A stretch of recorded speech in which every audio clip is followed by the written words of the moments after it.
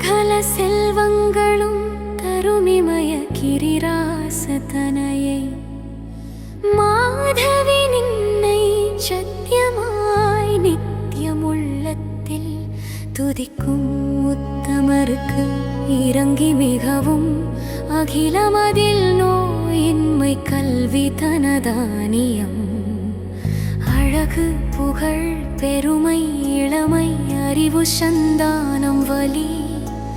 துணிவு வாழ்நாள் வெற்றியாகு நல்லூழ் நுகர்ச்சி தொகை தரும் 16 பேரும் தந்து அருளினி சுகானந்த வாழ்வு அளிப்பாய்